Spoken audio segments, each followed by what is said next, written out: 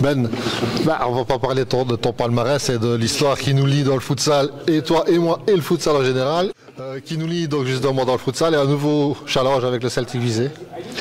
Oui, au départ c'est Juprel, hein, ouais. En D2, Visé, D1 League, finale des playoffs, etc. Et puis une belle association. Voilà, 1 an et demi de collaboration, un titre en D2, un début de saison en D1 qui est tout à fait correct, en tout cas où on montre qu'on a le niveau de la D1, même si on n'a peut-être pas les points en rapport. Voilà, on grandit petit à petit, il y a plein de choses à améliorer au niveau du club, de la structure, voilà, on travaille énormément.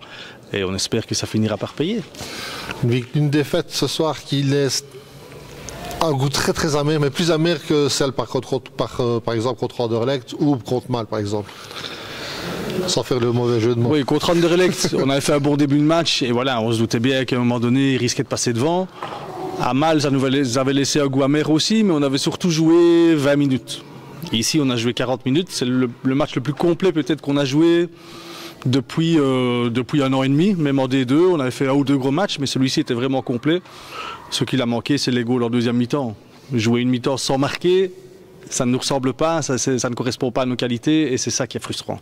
Quand le coach adverse vient dire à Christophe « excuse-moi d'avoir gagné », ça veut tout dire. Oui, ça veut tout dire et c'est aussi extrêmement poli. Petros est quelqu'un de très bien élevé, donc il a toujours un petit mot pour l'adversaire. C'est facile de dire ça quand on a les 3 points, quand on repart avec le sourire. Voilà, face à un adversaire, c'est vrai, nous, on a fait un gros match. Mais ce qui compte à la fin, c'est les points, c'est le classement. Et voilà, à Celt, de nouveau, joue la tête, alors que sur le match d'aujourd'hui, nous, en gagnant, on pouvait aussi accrocher peut-être le top 5 pour le moment, ce qui n'est pas un objectif en soi. Mais voilà, la frustration, elle est là. Maintenant, je pense que tous les spectateurs ont vu que Visé pouvait rivaliser avec Celt. Mais je dis, ce qui compte, c'est les points, et là, on ne peut être que déçu. Aussi bien aussi avec Maïkar, parce que la semaine passée, contre Maïkar, c'était un tout beau match aussi, une belle facture aussi donnée par le Celtic Visé, qui aurait peut-être même pu revendiquer un peu plus.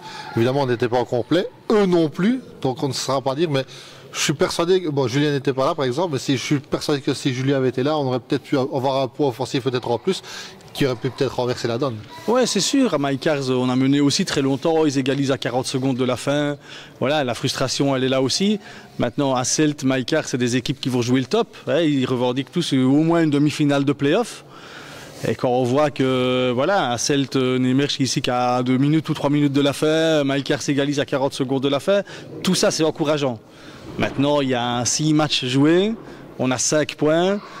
C'est bien d'avoir des signaux positifs, mais il faudra aussi prendre les points qui vont avec. Je pense que les 2 prochaines rencontres, si je ne m'abuse, on va à Eisden et on jouera Bilzen aussi.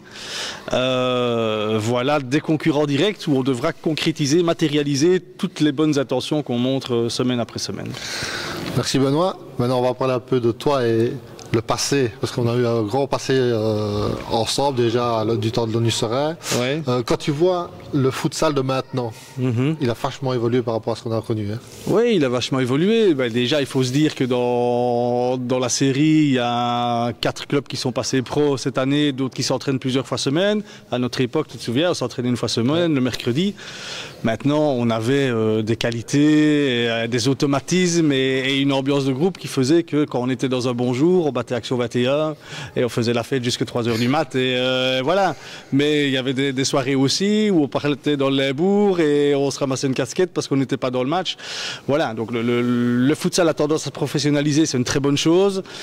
À Liège, on devient peut-être la locomotive, nous ici de la D1. Il y a des équipes en D2 qui se structurent aussi. Maintenant, voilà, il faudrait aussi qu'on puisse, au niveau du budget, attirer davantage de sponsors, de partenaires pour mettre une structure.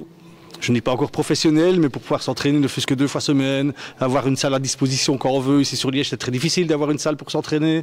Donc voilà, à l'ONU, on avait la salle presque la salle de l'ONU, tout le monde disait, on avait la salle quand on voulait. Ici, pour s'entraîner sur Visé, c'est très compliqué. On doit aller sur Soumagne, on doit aller... voilà. Donc voilà, on dépend aussi de paramètres extérieurs et ça, c'est très compliqué pour avancer. Mais en tout cas... moi, je vois positivement l'évolution du futsal et j'espère que voilà, la télé pourra suivre, des gros sponsors pourront suivre, l'Union belge pourra suivre aussi derrière et qu'on arrivera vers une structure vraiment pro pour tout le monde. Si tu te rappelles, à l'époque, il y avait RTC qui faisait RTC qui faisait une émission. Et c'était. Oui, il y a Tour des Salles sur la 2 là. Oui. Maintenant, on a Eleven, c'est ça? Ou Proximus TV. Non, Proximus TV, Eleven, c'est passé. Donc, il y a quand même le futsal à l'Union belge à le voir. Parce qu'avant, on disait plutôt que c'était plus le parent pauvre du ballon rond de l'Union belge. Maintenant, ils se développent et grandement. Quoi. Maintenant, on passait sur des chaînes publiques. Sur la 2, la Tour des Salles c'était sur la 2, c'était accessible à tout le monde, il ne fallait pas d'abonnement particulier. Maintenant c'était Eleven l'année dernière, Proximus, il faut un abonnement télé. Celui qui a son abonnement classique, il ne sait pas voir les matchs de futsal. Maintenant c'est vrai qu'il y a Facebook, il y a les réseaux sociaux où on voit davantage de futsal aussi. Donc voilà. FWBB aussi. évidemment, notre partenaire FWBB. Je ne voulais pas le citer pour ne pas faire de l'autopromo, mais voilà, tu as raison d'en parler. Voilà, il y a les réseaux sociaux, ça a évolué.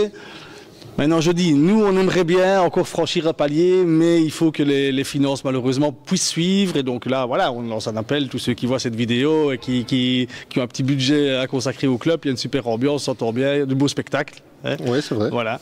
Et donc, voilà. Niveau ambiance, à comparer à ce qu'on a vécu, nous, à l'ONU, tu retrouves ça ici ? C'est différent. Je dirais à l'ONU, il y avait une grosse école des jeunes, c'était vraiment un club de quartier, je ne vais pas dire de village, mais de quartier. On faisait presque le plein tous les vendredis. Voilà, ici on est sur Visé, où il y a beaucoup de clubs du top, que ce soit au niveau du handball, que ce soit au niveau du foot, que ce soit au niveau du judo, de la gym, il y a des très gros clubs. Donc on est un parmi des clubs d'élite ici sur Visé. Donc le public est un petit peu réparti entre ces différents sports. À l'ONU, c'était tout pour le futsal et les salles étaient pleines le vendredi et voilà, c'était une autre ambiance. Maintenant, voilà, on va, nous, par les résultats, fidéliser un public et on ne peut que grandir avec eux. Moi j'ai un rêve, Benoît, je vais te dire un rêve. Ça serait que le Celtic Visé décroche la Coupe de Belgique, comme on l'a vécu avec l'ONU. Là c'était une soirée extraordinaire qu'on avait vécue, rappelle-toi. Oui, ça c'est magnifique. Le match, l'après-match, enfin voilà, ça a laissé des souvenirs et des traces, ça c'est certain. Maintenant c'est vrai que la Coupe de Belgique, voilà, pourquoi pas. Ça dépend du tirage, ça dépend, maintenant on voit qu'on est compétitif contre la plupart des équipes de D1, il suffit d'avoir un bon tirage et qu'ici on peut passer quelques tours, voilà. Je suis preneur aussi d'aller le plus loin possible en coupe, on pourra refaire la fête ensemble sans souci. Maintenant une dernière question, quand tu vois les matchs comme ça te donne envie de rejouer? J'avais posé à Johan parce que bon, j'ai la chance d'avoir les anciens que j'ai côtoyés et quand tu vois les matchs de l'intensité dont maintenant, ça te chatouille pas les pieds de taquiner le ballon? Tu parles de Johan, un ancien, moi c'est un plus ancien, hein, voilà, j'ai quand même passé les 50 ans maintenant, 51 ans. Pas beaucoup plus. Mais je t'avoue que dans la tête, je n'ai pas du tout 51 ans et que quand je vois certaines phases, quand je vois certaines choses, j'ai vraiment envie d'être sur le parquet. La tête oui, les jambes non. Parfois je fais un petit entraînement le mercredi avec les joueurs, etc. Certains exercices. Le jeudi matin, je me dis, ah oui c'est vrai, ce n'est plus vraiment de mon âge. Mais dans la tête, je suis toujours aussi passionné et aussi joueur. Merci Ben. Merci Mike. Nickel.